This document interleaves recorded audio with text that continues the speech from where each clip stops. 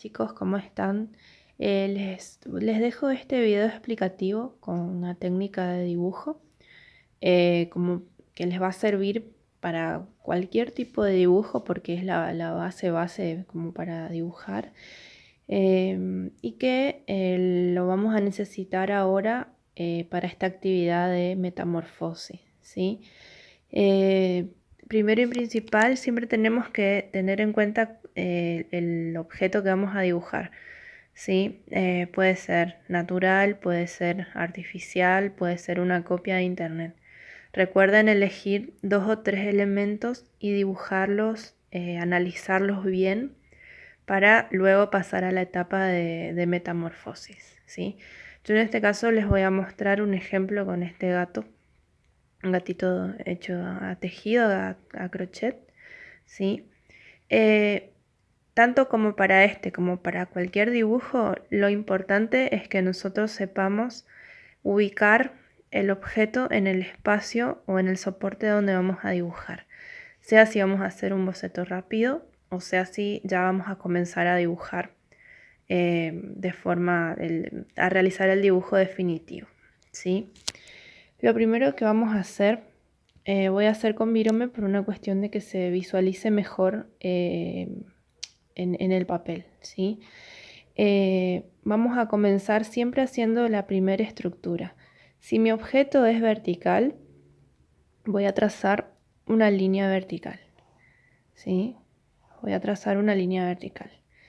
Dentro de esta línea vertical es donde yo voy a ubicar el objeto que voy a dibujar, ¿sí?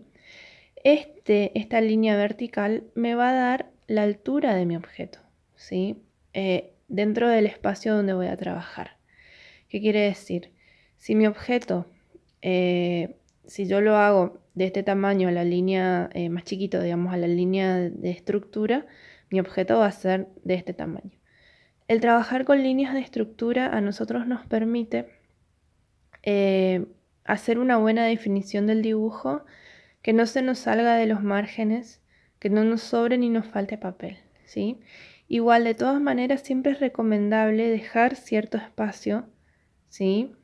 Sobre todo en las partes superiores, inferior y superior, cuando el objeto está de forma vertical, ¿sí? Esto lo podemos hacer si el objeto es horizontal, si el objeto es circular, ¿sí? Siempre partiendo de los básicos, de las líneas, ¿sí? Y de las formas, que podemos usar las formas geométricas. Bueno, ¿qué voy a hacer? Una vez que tengo esa línea de estructura, voy a ver en cuántas partes yo tendría que dividir mi objeto, ¿sí?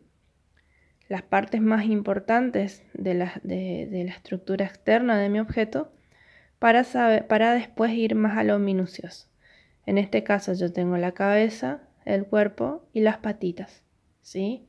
Si lo vemos de forma vertical. Son prácticamente las 3 del mismo tamaño. Entonces, ¿qué voy a hacer? Voy a dividir esa línea en 3 partes más o menos iguales. En la superior tengo la cabeza. Disculpen chicos que no va a salir así porque estoy con una mano sujetando el celular y con la otra dibujando, así que... Y estoy mirando por la pantalla del celular, entonces va a salir medio, pero la idea es mostrarles, ¿sí? Tengo acá la cabeza, el cuerpo, y es muy raro dibujar así. Y las patitas, ¿sí? Entonces yo ya sé que la estructura básica de mi gatito ya está. Y teniendo en cuenta que ya tengo la estructura básica de mi dibujo, yo puedo agregar los demás elementos. Y teniendo en cuenta las proporciones y las distancias que hay, ¿sí? Si yo miro, por ejemplo, las manitos, son del largo de la segunda parte, es decir, del torso. Entonces yo sé que la manito no me tengo que pasar de acá, si miro el objeto. Entonces yo voy a marcar una línea y yo sé que las manitos de mi gato van a ir hasta ahí, ¿sí? Y que todo lo que es la carita y las orejas están dentro de la cabeza, ¿sí? Hago las manos, ¿sí? Esto es un boceto rápido. ¿Sí? Acá hago las orejas. Acá. Esto les va a servir para cualquier... Bueno, salió muy rara mi oreja. ¿Sí? Pero más o menos, ¿sí? El trabajar con estructuras nos va a servir para poder organizar el dibujo, la imagen, el objeto, y a partir de ahí poder analizarlo. Una vez que yo ya armé más o menos la estructura, puedo borrar estas líneas guía y comienzo con